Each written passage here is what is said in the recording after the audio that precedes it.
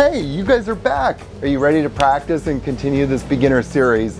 This is day 2, or the second video in this beginner series that we're covering on really some of the basic postures and how you guys can start to learn more about your body and how to cultivate that stability and inner strength.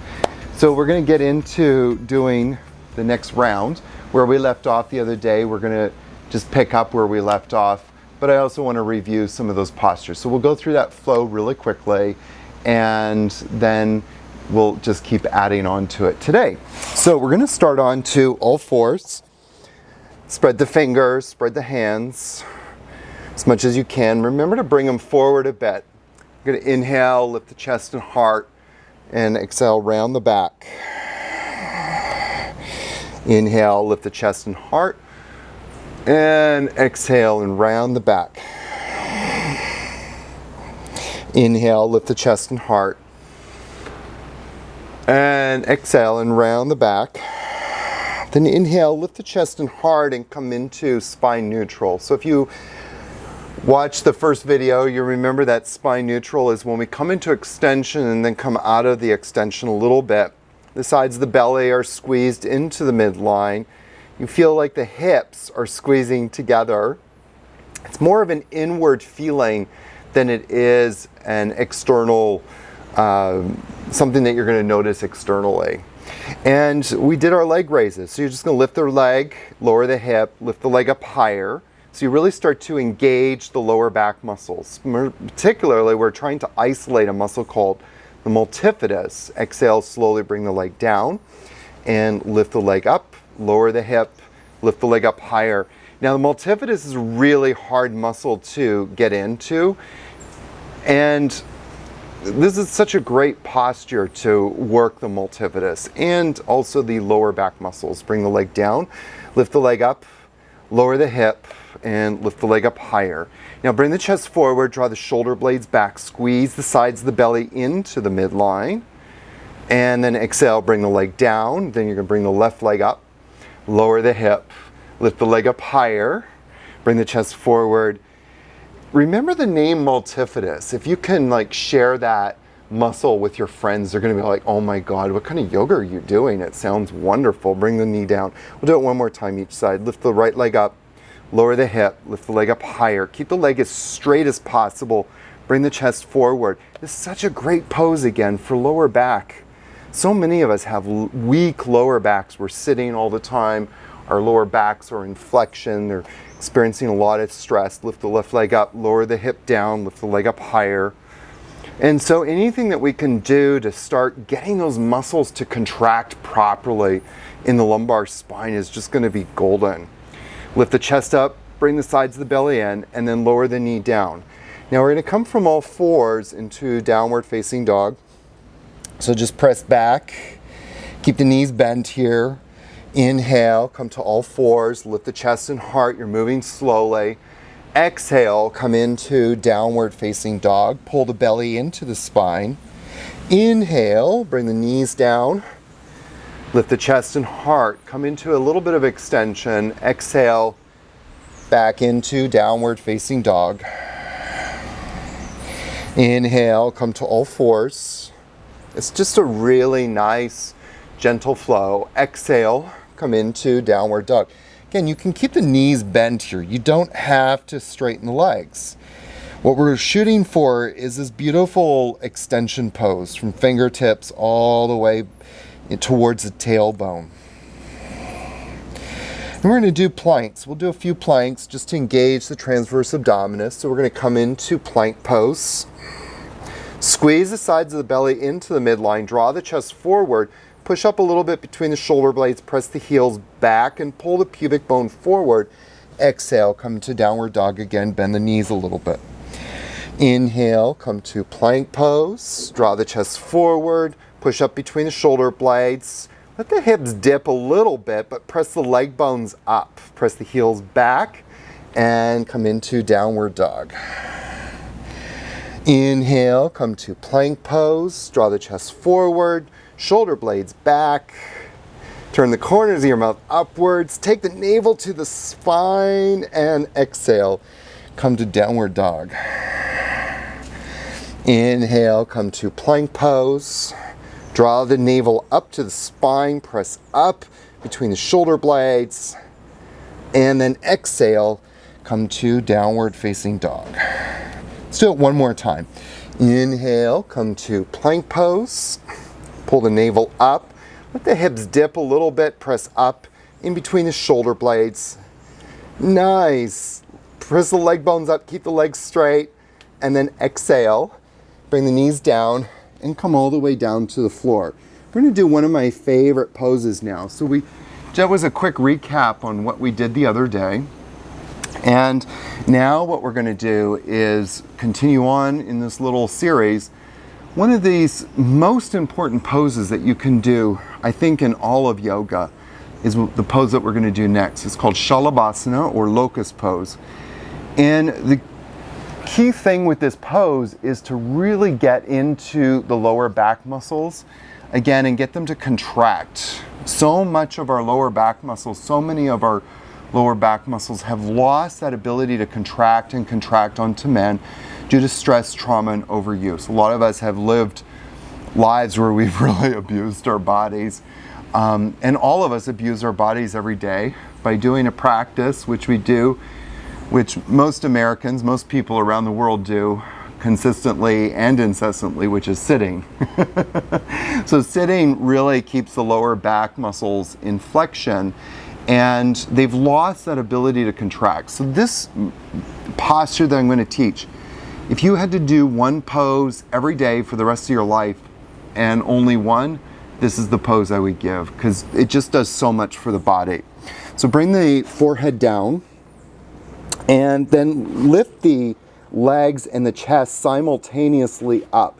Now, if you're new to this pose, don't worry about going for broke. Just lift up a little bit here, okay? And keep the legs as straight as you can.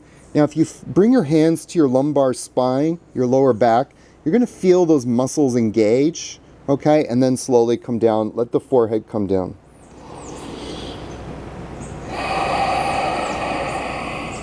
And lift up again. Now, what's more important here sometimes is to see if you can feel the leg bones really lifting here. So don't worry so much about the chest, just lift the legs up. If you lift the legs up, you're going to notice these muscles contract a lot more, and then slowly come down. When I first started doing these poses, I could barely lift my legs up.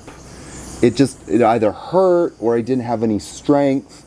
And now you can see I can get my legs kind of high, not too high.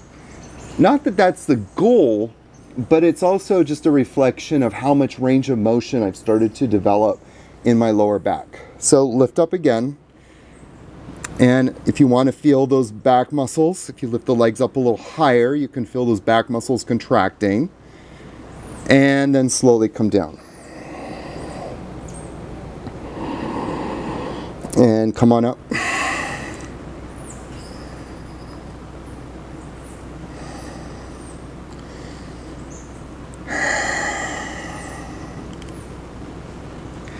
And slowly come down.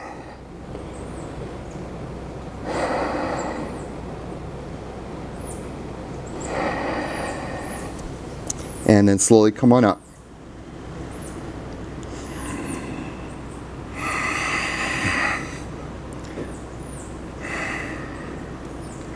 And lift the legs up a little higher, lift the chest even, and then come on down. Shake those glutes out a little bit just to relax them.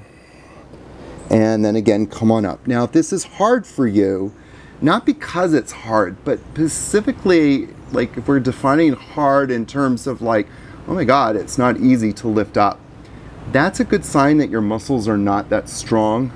So let's get into doing this. Come on down. We're going to do it one more time. Come on up. Now this time lift your arms. Sometimes we call this Superman pose because you're just flying all over the place. And then come on down. Bring the hands to the floor. Do crocodile pose here just for a moment. This is one variation of crocodile. Hands on top of each other. And bring the forehead to the top of the the hands and just take a few deep breaths.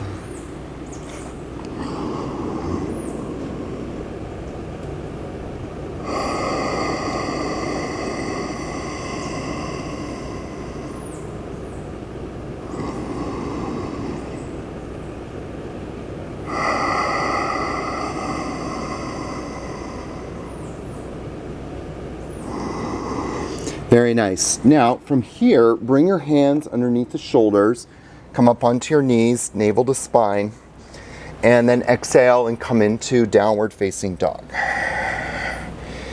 Now, what we're going to do next is bring the right foot up to the hands. We're going to practice these lunges.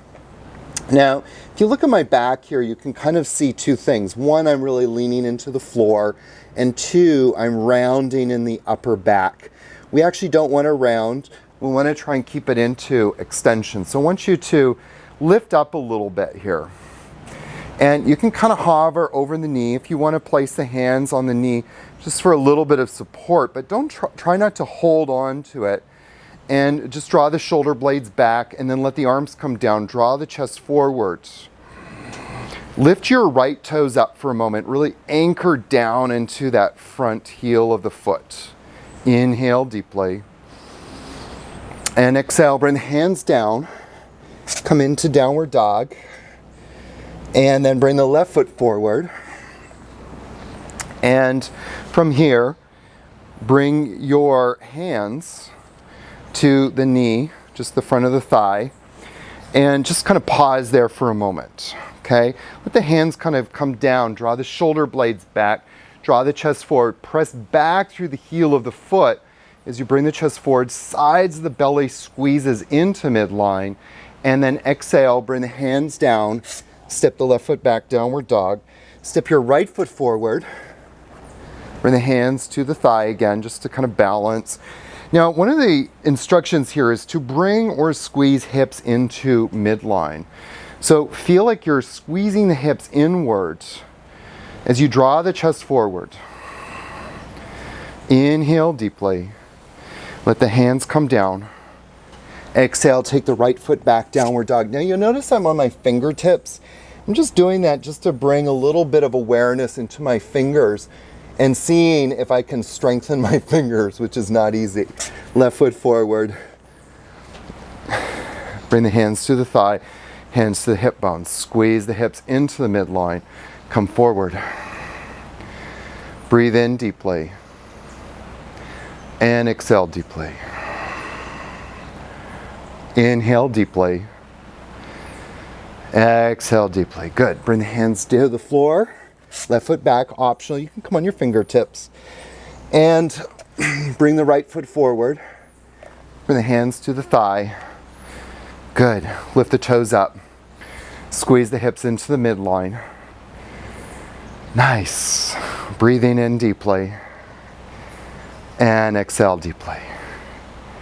And inhale. And exhale. Bring the hands down. Right foot back, left foot forward. Bring the hands to the thigh. Come forward a bit. And then let the hands come to the hips. Squeeze the hips into midline. Then the hands come down. Draw the shoulder blades back. Good. As you express the heart forward, feel your heart radiating forward. Turn the corners of your mouth upwards. Because this is fun. Or I hope it is. And then bring the hands to the floor, left foot back, and bring the right foot forward. And again, draw the shoulder blades back. Now this time we're going to change it up a little bit. Rest the hands on the thighs, slowly lower the left knee down. And then straighten the right leg. Very good. So from here, what I want you to do is have the hands here. Now feel like you're lifting out of the waist and coming forward just a little bit. I really want your spine in extension. So keep lifting the upper torso out of the waist, up towards the ceiling. Coming forward and just breathing. What I don't want to see is like this. So keep lifting away from the hips. Lift out of the waist. Take one more breath. And then bend the knee. Bring the hands down. Tuck your back toes. Slide the foot back. Bring the other foot forward. Come on up. Nice. Breathe in and breathe out.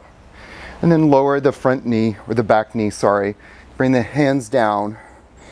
And the hands to your waist. And just lift again out of the waist. Lift the torso out of the waist. Come forward a little bit. Inhale deeply. And exhale deeply. Very nice. And then bend the front knee. Tuck the right toes. Take the left foot back. Downward facing dog. And then slowly bring your knees down to the floor. And sit back onto your heels or sit on the floor. I want to thank you for joining me in this series, making a commitment to know yourself, to understand your body. I think is one of the best gifts that you can give, not only to yourself, but to the rest of the world. These postures begin to awaken something in you, and it's hard to explain that feeling, that awakening, until you started to experience it. But it's one of the reasons why so many people are, I use this term in a joking way, addicted to yoga. It's not that they're addicted to yoga as much as they're addicted to feeling better and feeling like they're inhabiting their body. My teacher often says that life and everything in life becomes clear when we fully inhabit ourselves. It's a very profound statement. How many people in this world are not really inhabiting their bodies? How many people in this world are just kind of walking around with this unawareness, if that's a word, of everything from the neck down? And in yoga, so many people become addicted to yoga because they feel good and they feel like they're actually inhabiting themselves. It's a beautiful text or phrase from the Radiant Sutras that says, and be fully saturated in knowing that I belong here, I am at home. I belong here, I am at home. Namaste, my friends. We'll see you in the next lesson of this beginner series.